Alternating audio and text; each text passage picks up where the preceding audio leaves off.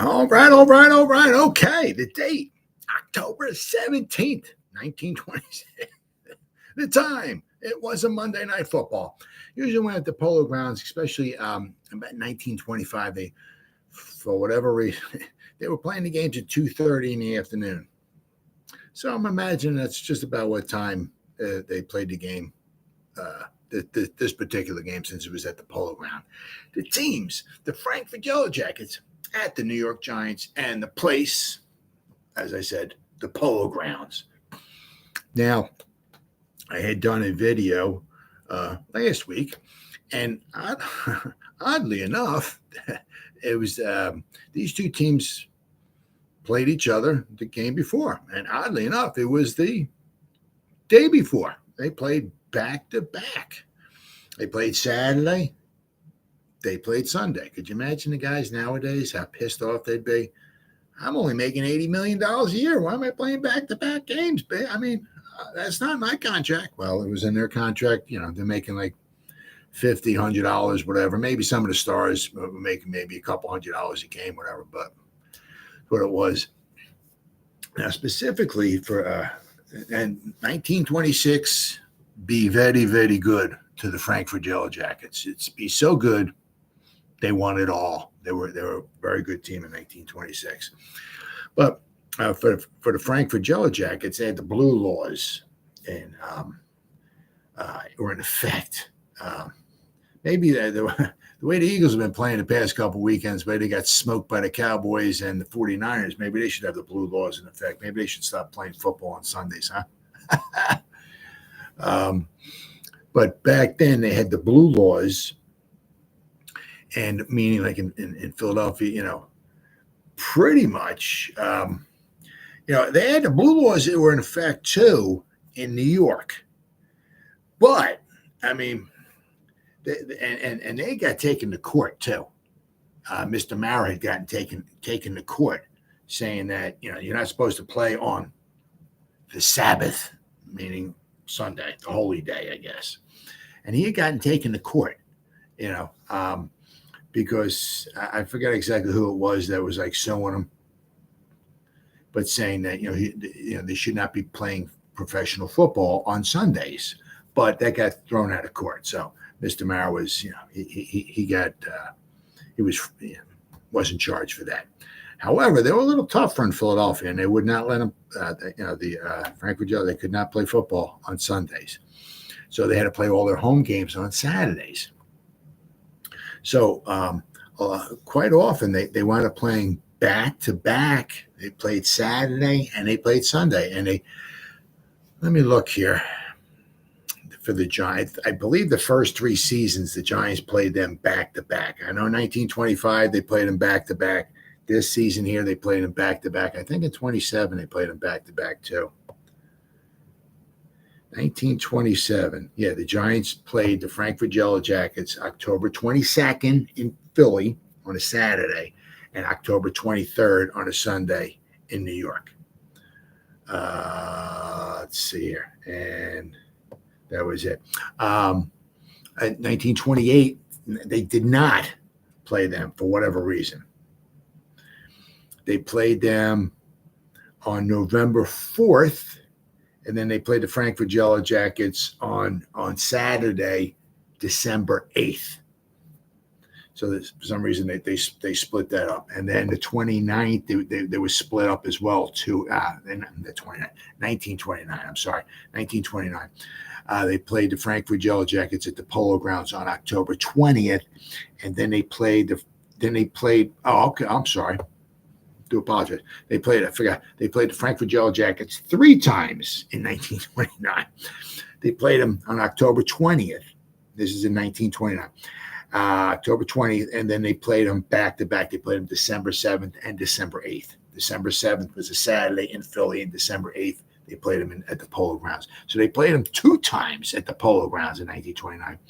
1930, let's see here, they played Frankfurt just the 1 time, was it? Yeah, Frankfurt, they started kind of going downhill because this was one of the biggest, not the biggest. The Giants beat the Philadelphia Eagles 56-0 1933, I believe it was. That was the Giant. That was the Eagles. Yeah. That might have been the Eagles' first game ever, I believe it was. Or it was the first game the Giants ever played them. But the Giants beat them 56-0. But that was in 1933. That was the Eagles' first season. 1931, this is when the Frankford, they started kind of going downhill. Let's see here. The Giants beat them 53 to, was it 53 to, hold on here. I'm losing my stuff. I'm sorry, 1930, they beat the Frankfurt Yellow Jackets 53-0. So the Frankfurt started kind of going downhill there. And I believe 31 might have been like their last season, and then they disbanded. Yeah, so I'm going to go over their history. But but Frankfurt, they played a lot of games. A lot of them they played back-to-back games. And in 1926, the Frankfurt Yellow Jackets played, I think it was 3 times they played back-to-back games. Let's see how. Okay. On Saturday, October 2nd, and Sunday, October 3rd, they played the Hartford Blues and home and away. Right? On Saturday, the Frankfurt Yellow Jackets played the Hartford Blues in Philly, and then they played them in Connecticut on Sunday. October 16th and 17th, they're playing the Giants. Then they did it one other time. The Providence Steamroller. I believe it was just one other time. Yeah. They did the Providence Steamroller. Saturday, October 30th, they played them in Philly. And then Sunday, Halloween, October 31st, they played them in Providence, Rhode Island. Right, so they played 3 times back-to-back. I believe in 1925 they did the same at least 3 times.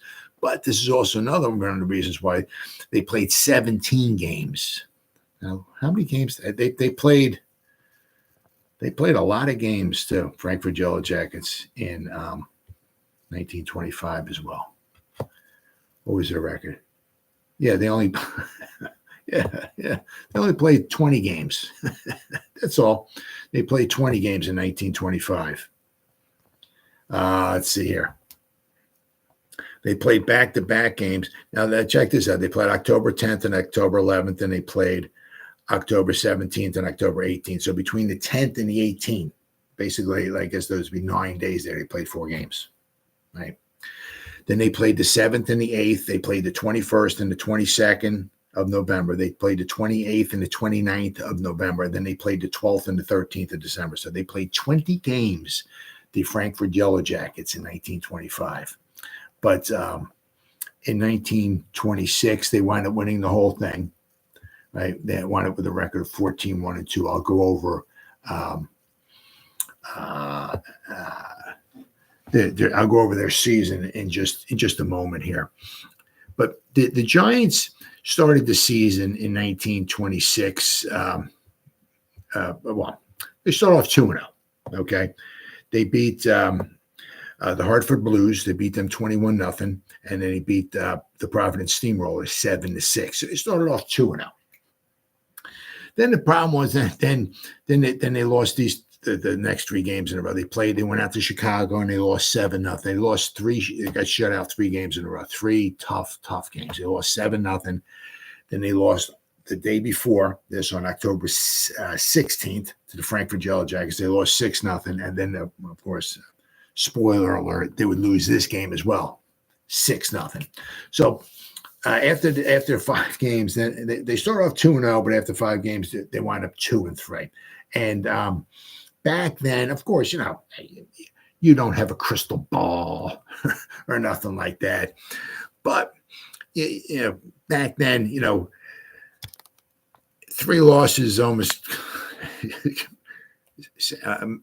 pretty much eliminates you from winning the championship, because there was no playoffs, there was no wild card, nothing.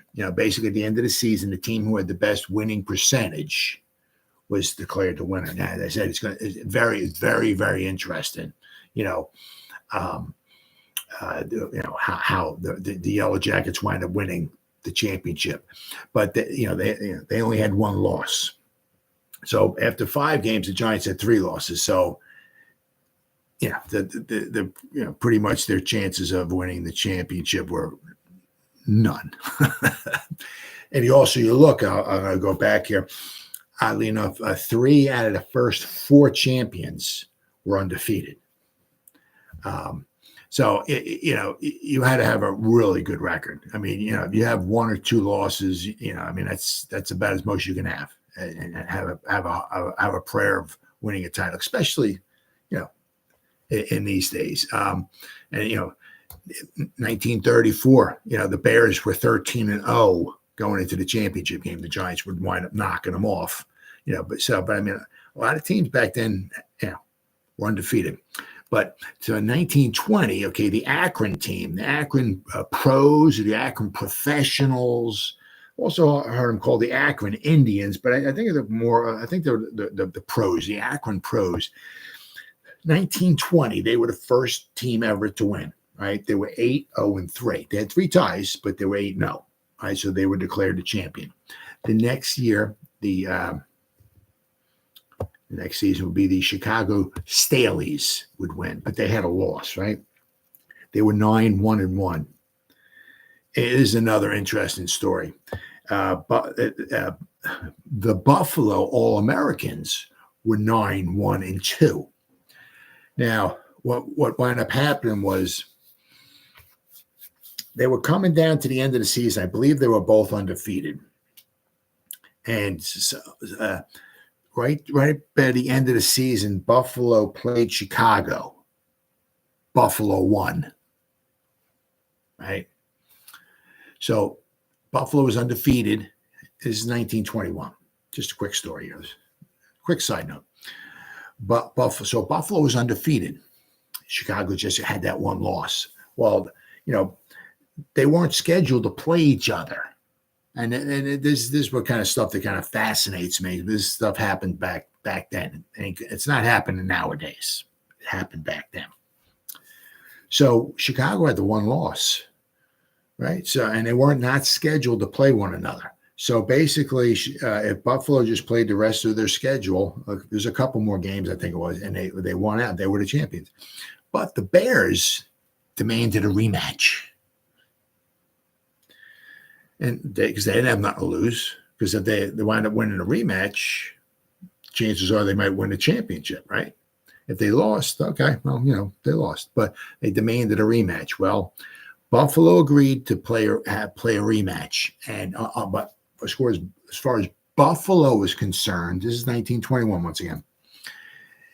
The game wasn't supposed to count in the standings, and according, if you go by Buffalo law, it wasn't supposed to count in the standings, and George Halas agreed. Oh yeah, no, it won't count in the standings. No. Oh yeah, no, I promise. Yeah, no, yeah, nope, won't count in the standings. Nope, not at all. And if you go, of course, if you talk to Chicago law, right? I mean, it's oh no, this game kind of But apparently, if you look in Wikipedia and all that stuff and everything, the game was not supposed to count in the standings. Well, of course, what happens? The moron, whoever scheduled the games, I can't remember who it was, the owner, whatever, they scheduled back-to-back games, I think Saturday and Sunday. They played the Saturday game, and they either tied it or won it. The next day, they went to Chicago. They were a beaten team. Beaten, tied. They went to Chicago, and they lost. The game wasn't supposed to count, according to Buffalo. But long story short, it wound up counting in the standings, and because it was the rules that they had, because it was the second game, the latest game in the season is the one that counts the most, right? So if they played a game early in the season and they played one toward the end of the season, the one at the end of the season would count the most. So Chicago wound up winning. And that game counted in the standings, and that one counted the most. And therefore, if so facto, Chicago wound up winning the championship. So if Buffalo never agreed to play another game with them, right? Nope. Not going to play another game. Nope, not happening. But the Buffalo All-Americans would have had a championship, but they pretty much screwed themselves. So, it was 1921. So 1921, the Chicago Staleys had 1 loss. In 1922, Okay, Canton went back-to-back undefeated. Canton Bulldogs were 10-0-2. All right, and in 1923, the Canton Bulldogs won 3 years in a row, matter of fact. 23, the Canton Bulldogs were 11-0-1. Okay, so the Canton Bulldogs were back-to-back champions, back-to-back undefeated champions. They had ties, but they had no losses. Canton Bulldogs won 2 seasons in a row, no losses. And oddly enough, in 1924, the Cleveland Bulldogs, no relationship, right? They were the champions. They were 7-1-1. Okay, so, and then in 1925 oddly enough, was the Chicago Cardinals. Remember them, right? So the Chicago Cardinals, 1925 and in 1947. Those are their 2 championships. So Chicago went to back-to-back championships in 47 and 48. They won in 47. They beat the Eagles in 47. In 48, they lost to the Eagles in a blizzard in Philadelphia, 7-0. So, but the Chicago Cardinals have not won a championship since 1947. The Cardinals have been around since 1898. Okay, the oldest existing franchise. And basically in the NFL, actually, well, the first 2 seasons, okay, it was the APFA, American Professional Football Association, 1920-21. That's what it was called. 1922, they changed it to the NFL. But since 1920, right, the Cardinals have only won 2 championships, 1925 and 1947. So what is it? 53, 63, 73, 76. They have not won a championship in 76 seasons. Holy cow. I mean, you could be 75 years old and be a Cardinal fan and have never, ever seen the Cardinals win a championship. Holy cow. I mean, that's horrible. And a matter of fact, they've all, I figure that, well, if you go back to, like, say, 1950, right, they've only gone to 1 championship game since 1950, and that was that 1 Super Bowl in 2000 after the 2008 season. So the Cardinals were, but anyway, meanwhile, back at the ranch, let's talk about this game, shall we? I said, so the Frankford Yellow Jackets were, this 1926 be very, very good to Frankford Yellow Jackets. I'll go over, let's see here. The Frankfurt Athletic Association, as they were first called. Frankfurt Athletic Association was organized in May 1899 in the parlor of a suburban club. Oh, there you go. The cost of purchasing a share in the association was $10, which is quite a bit of money back then. However, there was also contributing memberships ranging from $1 to $2.50 made available to the general public. The association was a community-based nonprofit organization of local residents and businesses, in keeping with its charter, which stated that all profits shall be donated to charity. All of the team's excess income was donated to local charitable institutions, which that's good.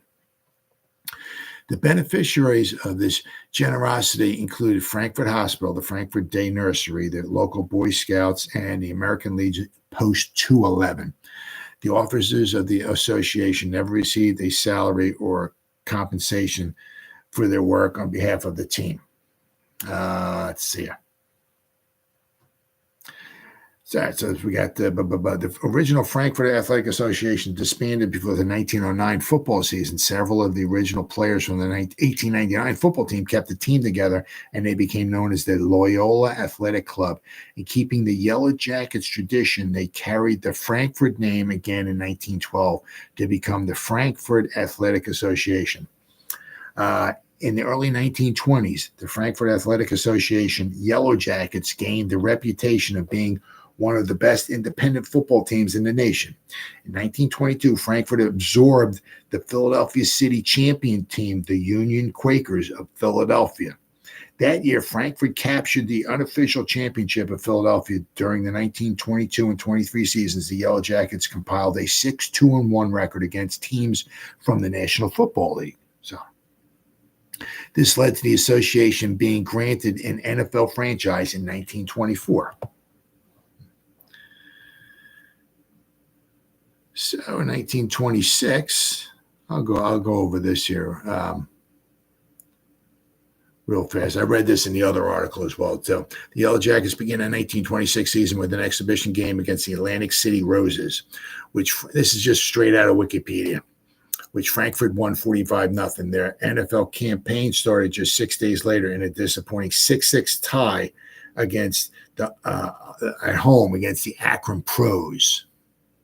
The first week in October saw the club post 2 solid victories over the Hartford Blues. Then they played a 2-game series against the Buffalo Rangers. During Saturday game, the Yellow Jackets defeated the Rangers 30-0 in Frankfurt.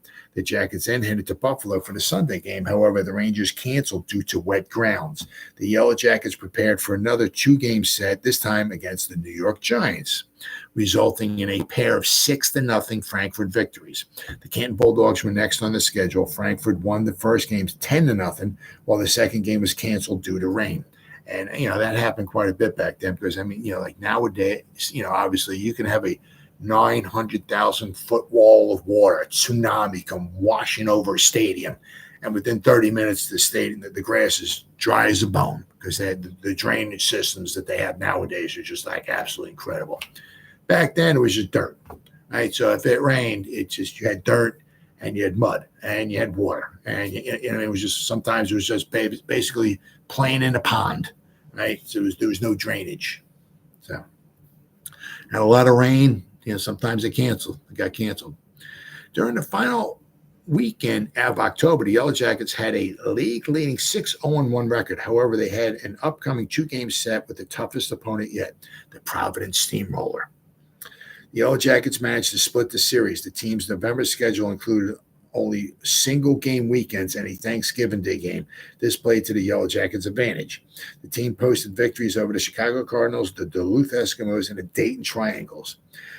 This string of victories left Frankfurt in great shape in the standings as the team headed into a Thanksgiving Day game against the Green Bay Packers. For the next 5 seasons, the Frankfurt-Green Bay Thanksgiving Day game would become an annual tradition. Frankfurt went on to win this game 20-14. Due mainly to a touchdown pass from Huss Stockton to 2-Bits Holman. Oh, yeah. The Yellow Jackets then posted a 7-6 victory over the Detroit Panthers 2 days later. After they went over the Chicago Bears, the Yellow Jackets played a second 2-game series against the Providence Steamroller. Frankfurt won the first game 24-0, but the second game was canceled because of a heavy snow. Frankfurt then had to play their final game of the season against the Pottsville Maroons, and the Pottsville Maroons came in 3rd place. And I'm going to go over their Chicago game in just a moment here. Right, the Pottsville Maroons, who were still upset after their NFL championship had been stripped from them the previous season. That's another story. The Pottsville Maroons, they kind of got screwed for the 1925 championship. Once again, it's a different story for a different day. The game resulted in a scoreless tie. However, a 14-1-2 final record left the Yellow Jackets alone in the top of the NFL standings. Since a championship game would not exist in the NFL until 1933, the team with the best regular season record, the best regular season winning percentage, right, was named the NFL champions. This gave the Yellow Jackets undisputed claim to the league crown. The Jackets' 14 wins during their 1926 championship season set an NFL regular season record, which stood until 1984, which was broken by the 15-1-2 San Francisco 49ers. Let's see.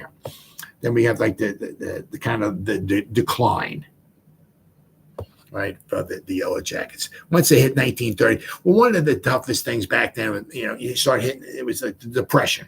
It started wiping, a lot of people's fortunes got wiped out. These teams nobody could afford money to go to the games. You can't afford, you don't get nobody in attendance, you make no money. It's not like today where you got TV rights and all this stuff and everything. And if there's a depression, people still putting football tickets on a credit card. I'll worry about paying that. I gotta go see the Giants play. I'm putting it on the credit card. Oh, it wasn't none of that like that back then. You know what I mean? It was either like, well, we can eat for a week or I can go watch a football game. I think I'll eat for a week, right? So the 1930 season, The Yellow Jackets began to decline mainly because of financial hardships brought on by the Great Depression in 1930. Shep Royal, president of the Frankford Athletic Association, arranged for coaches Bull Bayman and Wally Deal to attend a coaching clinic in Chicago run by Glenn Pop Warner and Dick Hanley, in the hopes that it would improve their coaching techniques and develop a way to better utilize their players. At the same time, however, the association's management decided to retain only a few veteran players, replacing most of the squad with rookies direct from college. This resulted in a string of 10 consecutive losses, the worst losing streak in Yellow Jackets history. To end the streak, Frankfurt purchased 11 players from the Minneapolis Red Jackets, and George Gibson took over the team's coaching duties from Bayman. The Legion Post also tried to rally to the Yellow Jackets, pledging its support. However, its effects on the economic depression and poor performance on the field combined to reduce the team's fan base. The season finally ended with a 6-13-1 record. Once again, they played 20 games in 1930. And they had a 4-13-1 record in league play. So they played 20 games, but not all the games were NFL teams. Their final season. Before the start of the 1931 season, Frankfurt Stadium was severely damaged due to a fire. I was talking about that in the prior video because that game was played at Frankfurt Stadium. This one's played at the Polo Grounds. So, but it was, and they had to demolish it. So Frankfurt Stadium in 1930 was severely damaged due to fire, forcing the club to find another location for its home games. However, most facilities suitable for professional football were already booked. The Yellow Jackets had to overcome the scheduling problem by playing at two different locations around the city of Philadelphia. They had to play in the Philadelphia Municipal Stadium and the Baker Bowl. Philadelphia Municipal Stadium and the Baker Bowl were located outside of the Frankfurt area, making attendance difficult for local fans. The team had hoped to draw broader support from Philadelphia at large. Herb Josting took over as the head coach in 1931. However, the team was in terrible shape. Some members of the press began referring to the team as the Philadelphia Yellow Jackets. Now, there's no association at all between the Yellow Jackets and the Eagles. None at all. In an attempt to increase fan support, which failed to materialize. By October, NFL President Joseph Carr, after witnessing the poor attendance at Frankfurt's home loss to the Portsmouth Spartans, who in 1934 became the Detroit Lions, approved a plan for the Yellow Jackets to finish the season as a traveling team. Carr hoped that this move would allow the team to curb spending and rebuild financially, but it was not to happen. On October 26, 1931, the Yellow Jackets defeated the Chicago Bears 13-12 at Wrigley Field. This game marked the last time a Philadelphia-based NFL team would win an away game over the Bears until October 17, 1999. So it was almost almost 70 years in between a Philadelphia team would win in Chicago. Let's see, in 1999, the Eagles finally defeated the Bears 20-16 at Soldier Field.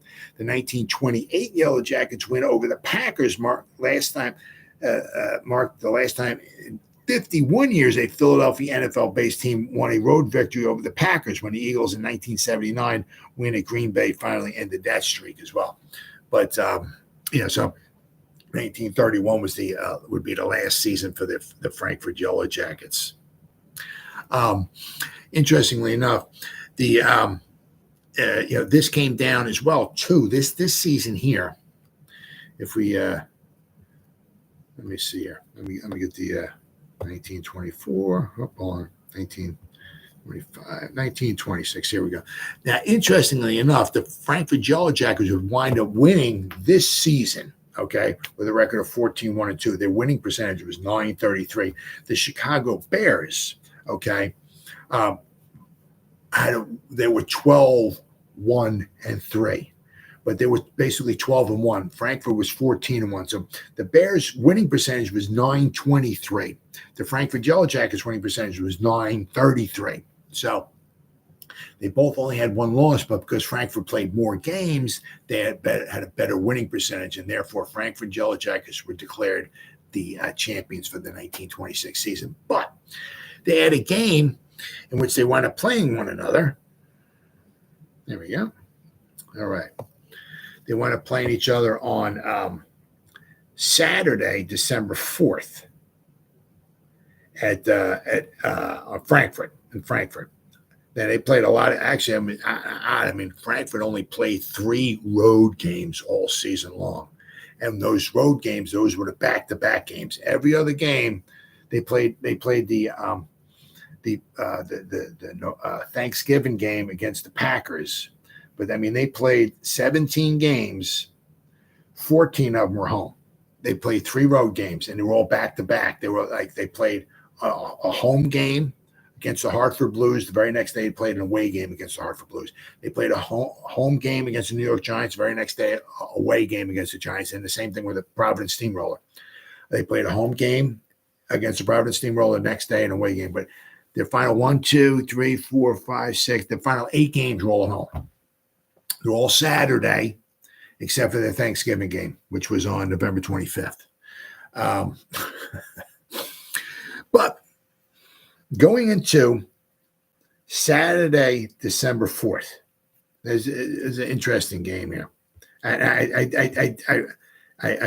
read an article from a newspaper on this one here in the previous video. So if you look at the October 16th, 1926 with the New York Giants at the Frankfurt Yellow Jackets, I read an article from a newspaper describing this game.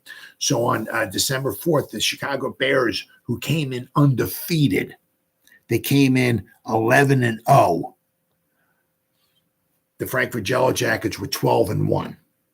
So the undefeated Chicago Bears, 11-0, facing the 12-1 Frankfurt Yellow Jackets. All the Bears had to do was tie this game or win, and they would have been the champions. But this is where back then special teams, and oddly enough, Frankfurt, they lost their one game because of a missed extra point.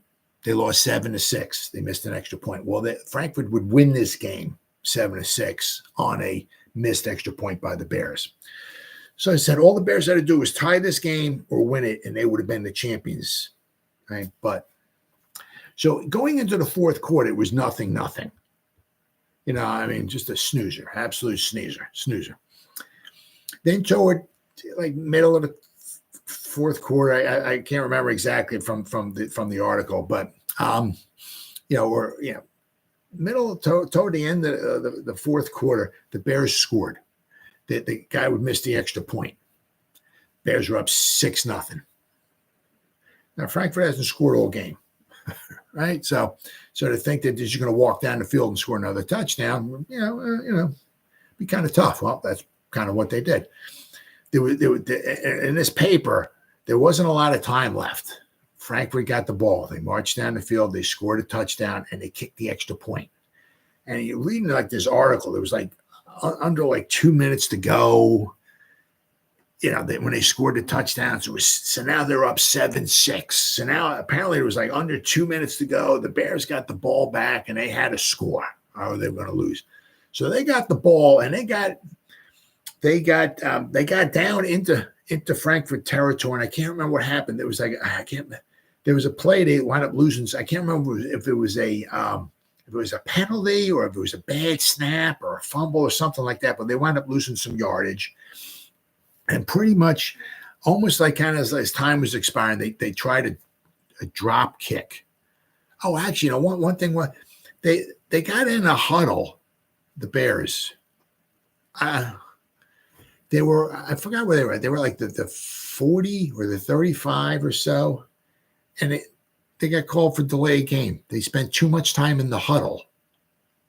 And they got a flag thrown on them. So they had a penalty. So they got marched back. I don't know what it was, like 5 yards or whatever it is. So they went, and then they tried a field goal. The guy kicked the ball from about the 50-yard line, and it was no good, right? But it was the final half of the fourth quarter was very exciting. The whole first 3.5 quarters was absolutely nothing. But basically the Bears lost because they missed an extra point.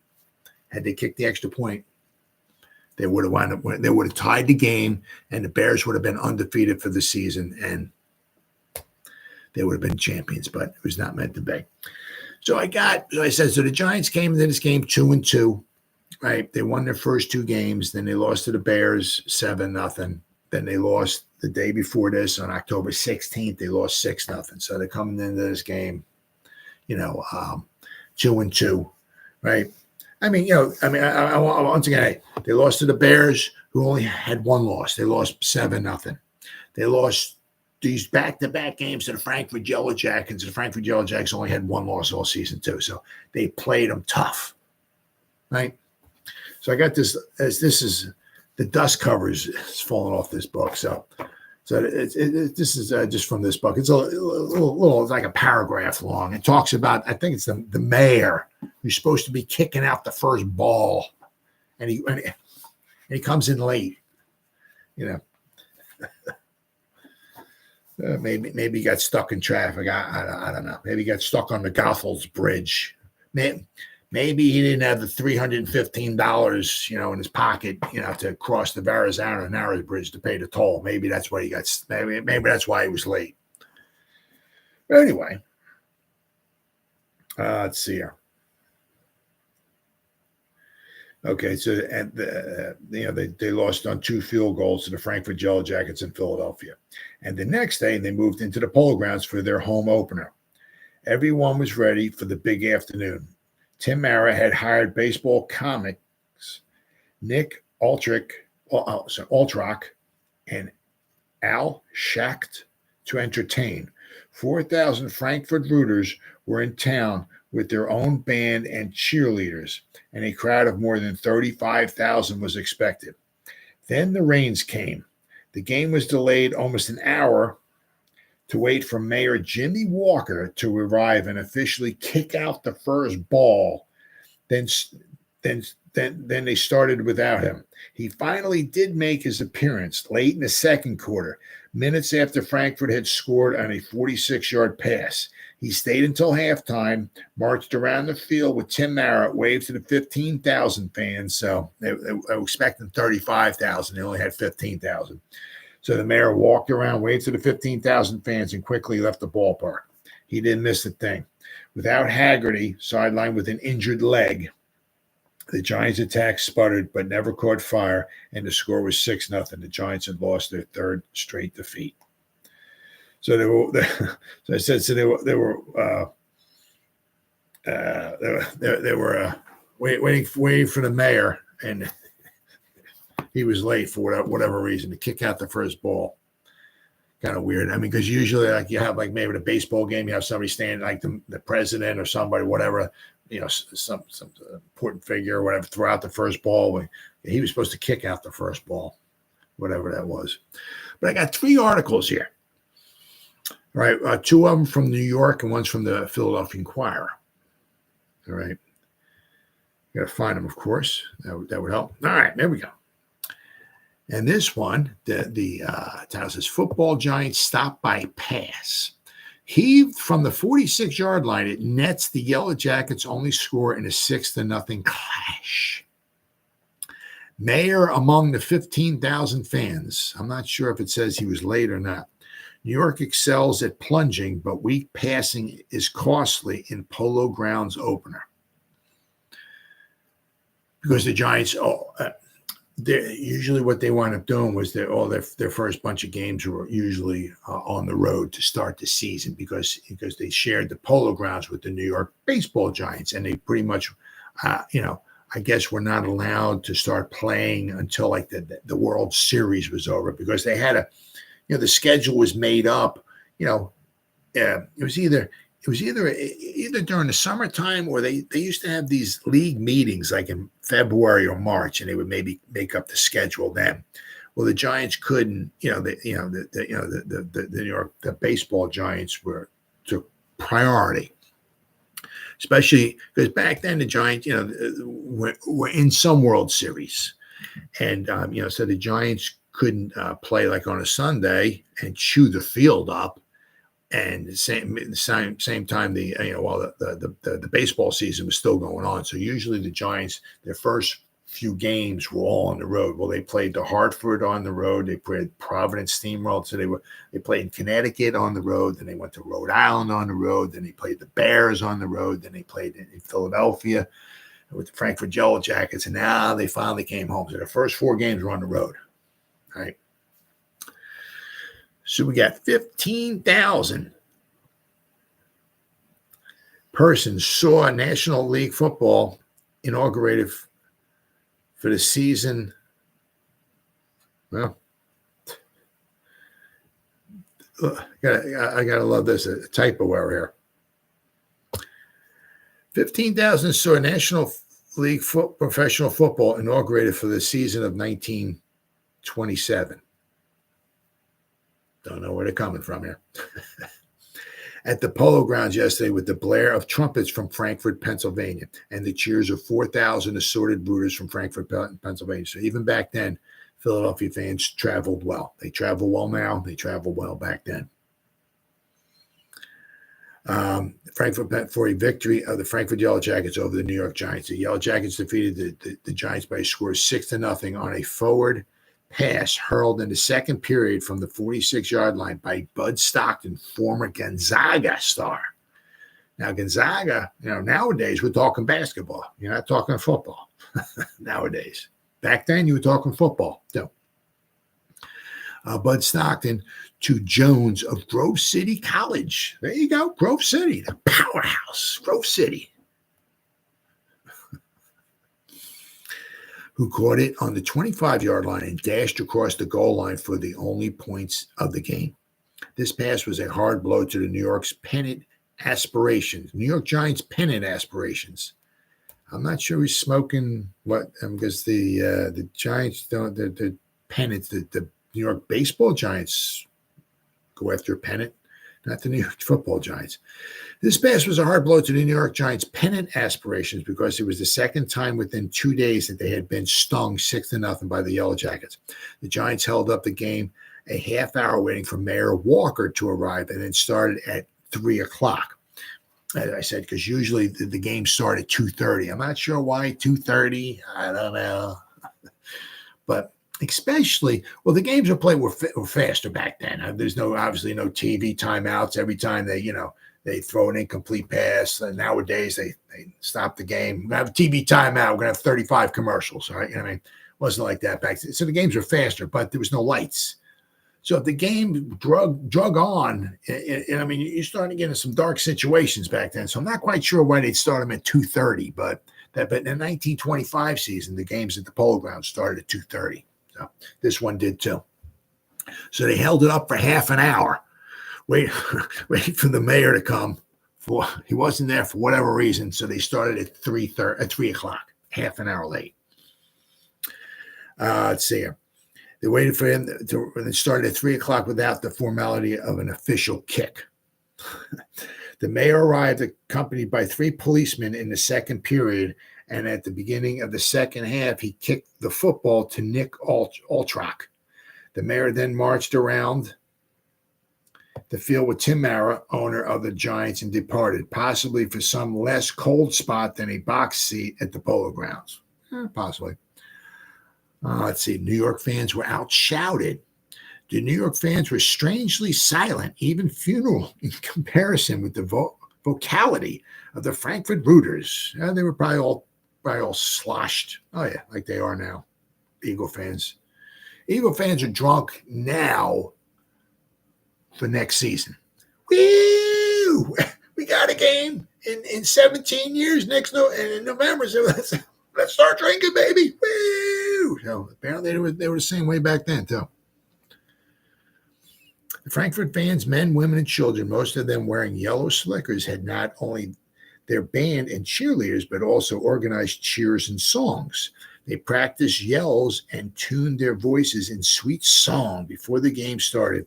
And with this start, they drowned out the New York shouts. Only at the antics of Nick Altrock and Al Schacht, recruited from professional baseball between live and professional football did the professional football fans of New York raise their voices. They applauded them heartily. The football displayed was the good old orthodox variety of line plunging used by both teams and varied only occasionally by a forward pass. Every now and then we'll sprinkle a forward pass in. Kind of the way it is nowadays. Every now and then they sprinkle in a run. Every now and then, maybe once a quarter, we'll hand the ball off to Saquon. But the Giants seemed to have the better team. They were able to hold the Yellow Jackets and to pierce their line for good gains, but almost invariably they wasted the advantages obtained in line plunging by weak forward passing. Hinky Haynes excels. Good old my man, pots and pans. Hinky Haynes scored the first 2 touchdowns in Giants history, right? Against the Cleveland Bulldogs in 1925. Hinky Haynes of Penn State, Jack McBride of Syracuse, and Paul Hogan of Washington and Jefferson led the Giant. Washington and Jefferson, never heard of them, but they were a good football team back then. The Giants' first coach, in 1925, Bob Folwell, coached the Washington and Jefferson team, and they had a couple very good seasons back then as well too. No idea who they are now. I don't even know, but they were a good team back then in college. Paul Hogan of Washington and Jefferson led the Giants' backfield in ground gaining, but it was a fumble by McBride in the first quarter when the Giants were on the Yellow Jackets' 10-yard line that prevented a short touchdown. The Giants had run the ball on plunges through both sides of the line, and a forward pass from McBride to Bomar, which netted 14 yards from the Yellow Jackets' 42-yard line when McBride made his costly fumble. It was recovered by Tex Hammer of Pennsylvania, one of the stars of the Yellow Jackets' backfield. Hammer, could be Hamer, H-A-M-E-R. Yeah, MC Hammer, H-A-M. So I guess it's probably Hamer, H-A-M-E-R. So Hamer punted the ball out of danger, and a few minutes later, Smythe of center, another backfield star for the Yellow Jackets, intercepted a pass from McBride on the Yellow Jackets' 35-yard line, and from there, the Frankford 11 started a drive that carried the ball to the Giants' 40-yard line. Stockton, Hamer, and Smythe carried the ball through the tackles and the guards. Here, Bud, who won Saturday's 6-0 game with 2 field goals, failed at an attempt from placement. So he tried a field goal and missed it. On exchange of punts in the early minutes of the second period, Crowthers of the Yellow Jackets intercepted a forward pass on his own 26-yard line, and from there the Yellow Jackets started to their touchdown. So the Giants passed, they had some interceptions. Right? Stockton gained 6 yards. Stockton on 2 bucks off left tackle got 6 yards, and Smythe on a fake pass went through right tackle to his 37. Hold on. Oop, I gotta slide this over here. To his 37-yard line. Stockton on another fake pass broke through center for 9 yards, and on a similar play he made 5 yards, but it was lost when the Yellow Jackets were penalized for holding. Back then, a holding penalty was costly. Smythe then broke through left tackle to the Giants' 46-yard line, where Stockton threw his forward pass, on which Jones scored. Bud failed to kick the goal, or he missed the extra point.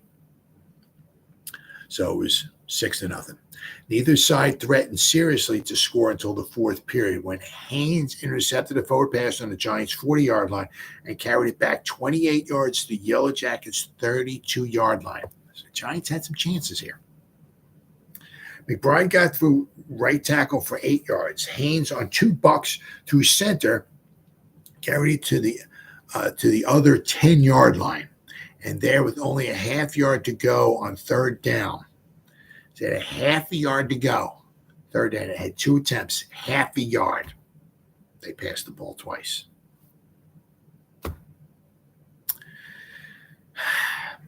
Let's see, so they got to the 10-yard line, and there, with half a yard to go on third down, the Giants attempted a forward pass, and it failed. They attempted another forward pass, and it failed too.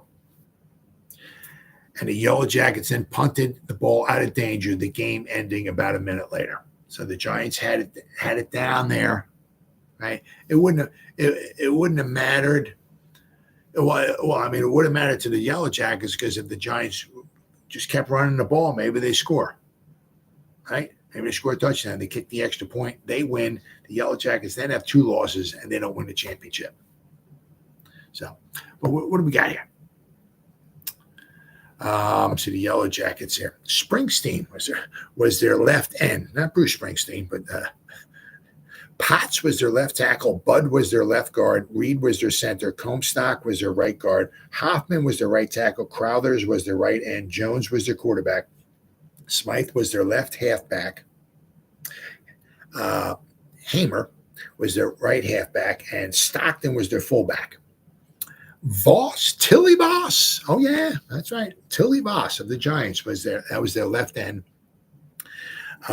John Alexander was their left tackle. Tomlin was their left guard. Murtaugh was their center. Joe Doc Alexander, their player coach, was their right guard. Steve Owens, their future Hall of Fame coach, he was their right tackle. Bomar was their right end. Hinkie Haynes was their quarterback. McBride was their left halfback. Grigg was their right halfback. And Kopish was their fullback. Substitutions, Hogan went in for Kopish. Williams went in for Tomlin. Harms went in for John Alexander. Bednar went in for Murtaugh. For the Yellow Jackets, Youngstrom went in for Potts. Potts went in for Hoffman. Chamberlain went in for Bruce Springsteen. Hoffman went in for Potts, and Wilcox went in for Smythe. And we have the time of the period was 15 minutes. So we're getting right around. We're over 50 minutes here. So I'm going to read off the Philadelphia Inquirer version here. I got to find it here. Which one is this? Is this the Philadelphia Inquirer version here? Let me see here.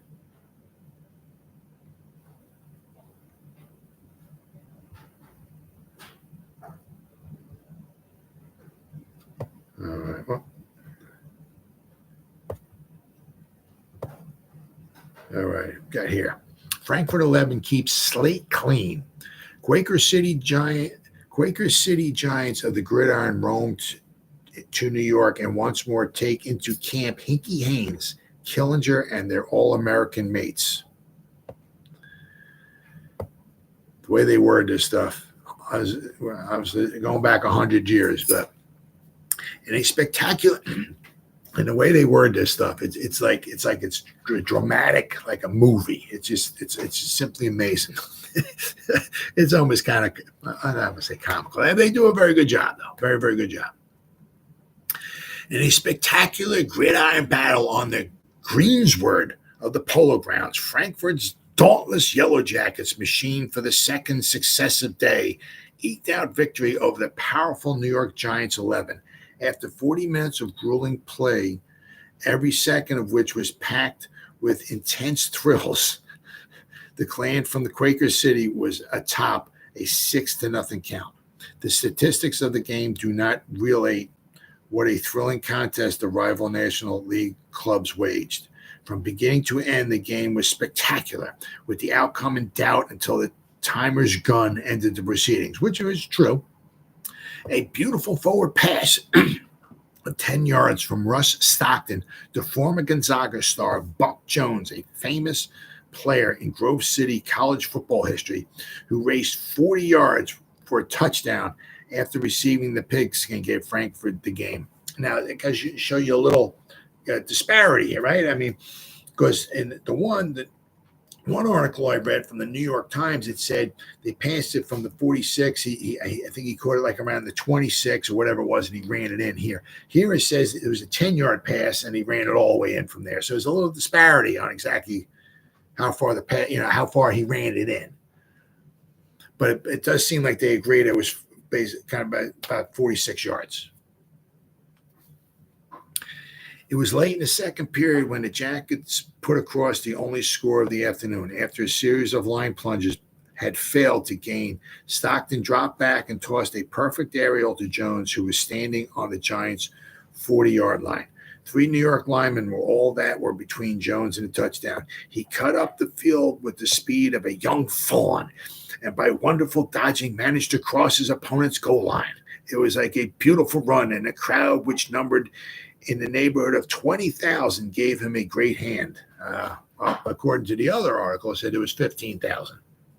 So, 'tis true that Jones' run was the outstanding feature of the afternoon, but there were many other brilliant dashes, both by the Jackets and the Giants. The latter threatened twice to penetrate the Frankford goal line, but on each occasion, the visitors' line held like a stone wall. The Jackets hold always. Once in the first period and again in the fourth session, the Giants appeared to be on their way to a touchdown when suddenly the Jackets line braced and the home crew was practically helpless. Late in the final period, the Giants were only 9 yards from the goal line and needed only 3 yards for a first down. But the Jackets line was not to be denied. The New Yorkers were forced to use the aerial, through which they gained nothing, as the forward pass thrown by McBride was heaved over the goal line. Had it not been for their great play in the second period, the game no doubt would have ended in a deadlock, as the Jackets never seriously threatened to score thereafter. So, I mean, they really never threatened to score. They had that one long pass, and other than that, that was it.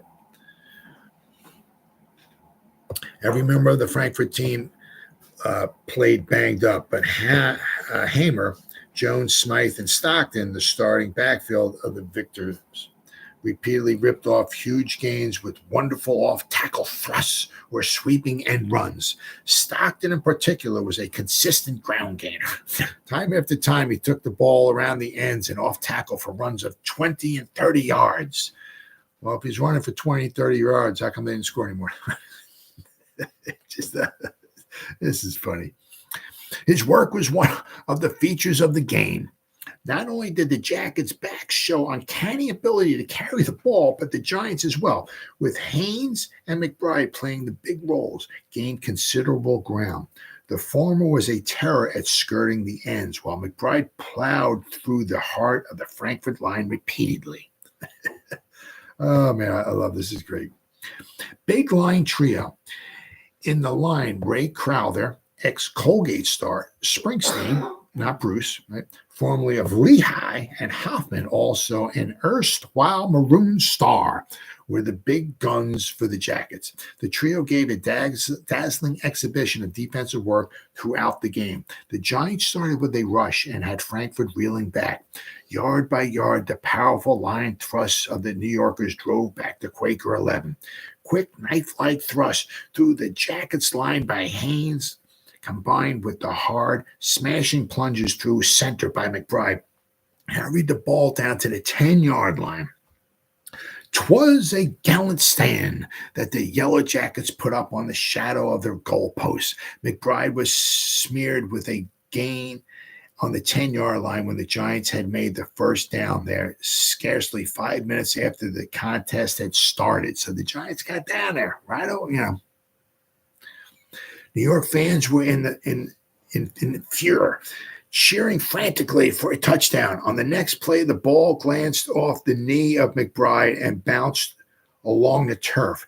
Three Giant players had a chance to recover the pigskin, but the quick action of Springsteen, not Bruce, robbed them of their opportunity. So the Giants had the ball down there, and the Giants fumbled it away. Right? Blew their chance. Quick as lightning, the Jackets left and leaped across the line of scrimmage and dove on the bouncing oval. So the Giants had chances, and they blew their chance to cover the ball. It says Haynes dropped in tracks. Hamer then relieved the situation by booting a long punt down the field, which was covered perfectly by the Frankfurt ends. Ray Crowthers, the clever wingman of the locals, crashed head-on into Hinky Haynes just as the latter made the catch and dropped the Giant back in his tracks slightly past midfield. Again in the first quarter, Frankfurt's goal line was threatened, but the low charge of the Jackets line prevented a score when a gain appeared inevitable. when it again appeared inevitable. Then came the second period, with the locals still faltering as the Giants' backfield crashed into the line. Finally, another staunch stand was made, and Hammer and his mates secured the ball on their own 25-yard line. So the Giants kept getting the ball down there. They just couldn't score. Tex Hamer, fighting back of the Jackets, was called upon to carry the ball, and he delivered with a 10-yard gain off tackle. Smythe then crashed through the line for 8 yards. On the next play, Hamer again carried the ball, and after struggling through the Giants' defense for 4 yards again, caused the sticks to be moved. The backfield of the Giants moved in close to stop the hard line smashes of the Yellow Jackets, and then paved the way for one of the big breaks of the game. Stockton dropped back in the number 4 position, and everything pointed to another smash at the line, as he has gained reputable times as a line cracker. As the ball was shot back to him from center, he whirled and dashed for the sidelines. Jones, who was playing at left halfback for the Jackets, rushed down the field and broke loose from Kopish, who was apparently supposed to cover him. A perfect pass from the hands of Stockton landed in the arms of the Jackets' back, and he dashed madly for the goal line. Several Giant players were between Jones and the goal line as he was on his great run, but aided by a remarkable interference and clever stepping, he finally crossed the last white chalk mark for the lone score of the game. Again, in the second and third quarters, New York threatened, but seldom could they dent the Jackets' line when it got within scoring distance. Especially clever was defense against passes on the part of the locals. The Giants could not complete a single forward pass. So tight was the aerial defense on the part of the Jackets' back. The Giants could not complete a single forward pass. Wow. Well, if you can't complete a pass, that doesn't usually that's kind of a recipe for disaster, huh? So that was pretty much that was from the Philadelphia Inquirer. So I mean, we're well over an hour here, so I'll just cut it down there. But that gives you a little bit of a taste. I mean, the Giant, basically the Giant, the team that won the championship, right? They had one play, a 46-yard pass play. Now, however far it was that he caught it, was he 10 yards downfield and ran 36 yards into the end zone? Was he 20 yards down the field and caught it and ran 26 or so yards into the end zone? Basically, Frankford had like one play. The Giants kind of walking up and down the field, but the Giants had multiple chances. And right down there at the end, and apparently reading that, the Giants did not complete one pass all game. And when they got down there at the end, they were down, and they decided to throw 2 passes in a row, and they both fell incomplete. And then with the Giants' chances. So with this loss, the Giants lost 6-0. Right, the Giants would fall to 2-3. But as they did in 1925, the Giants started off 0-3 in 1925, and they finished 8-4. Well, it was be the same way this season. The Giants started 2-3 with this loss, and they would finish 8-4-1. So they're on a 3-game losing streak, but there were better times ahead for the New York Football Giants. So that's pretty much what happened on this date, October 17th, 1926, in New York Football Giants history. I'll see you next time.